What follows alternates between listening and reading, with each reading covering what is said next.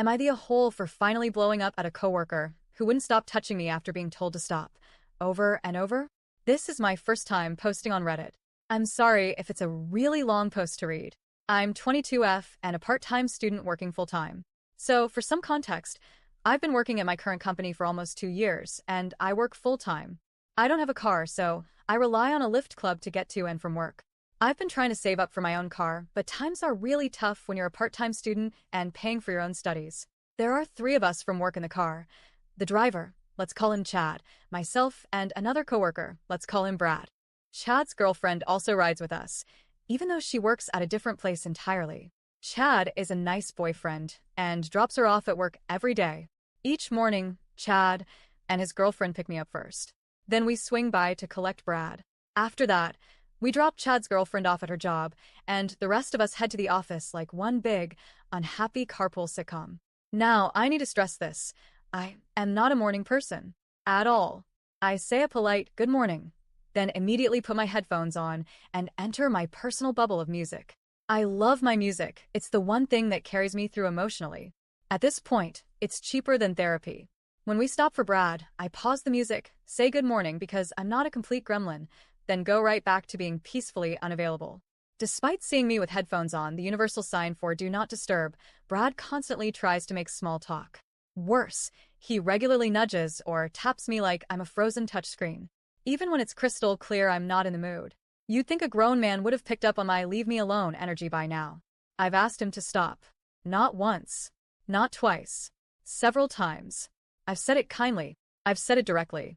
I even pulled him aside and gave him the please stop poking me talk like some unofficial HR rep at a company with no HR department.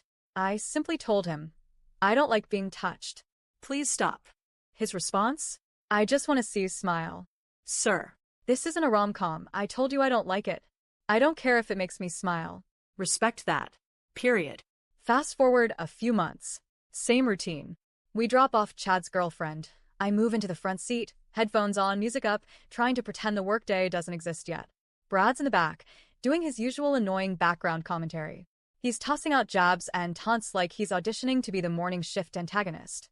I give him the death stare. You know the one. The look that says, if I had laser eyes, you'd be a pile of ashes. Then he nudges me on the shoulder. Again. And I absolutely lost it. I turned around and yelled, loud enough to make silence wish it were louder. What is your problem? Why do you feel the need to constantly touch me? What part of, please stop, don't you understand? Do you need me to shove your hand up your a-hole so that you finally get it? He stuttered like Windows 98 crashing under pressure. No apology. No hint of understanding. Just a mumble. I just wanted to ask a question. Chad chimes in and says that Brad genuinely just wanted to ask a question. Want to know the question that simply had to be asked, even if it meant physically interrupting someone who is clearly not interested? How long do you still have to study before you get your degree? I mean, seriously? That was the urgent topic? This man poked me like a broken elevator button to ask a completely non-emergency question that could have waited literally any other time. And here's what really grinds my gears. Brad has 3 daughters. 3. And somehow, he still doesn't grasp the most basic concept of don't violate someone's personal boundaries when they've asked you not to. I did feel bad for yelling and for using vulgar language. I don't like drama. I don't like confrontation. But I was at the end of my rope. I had been patient, polite, and painfully clear, and my boundaries were still treated like optional guidelines.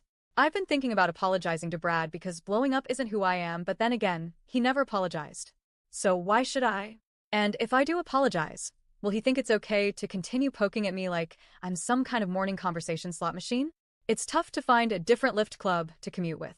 Not everyone at work lives in my area, and this setup just happens to work because everyone in this Lyft club stays in the same area as I do. So, am I the a-hole for finally blowing up at a guy who wouldn't stop touching me after being told to stop, over and over?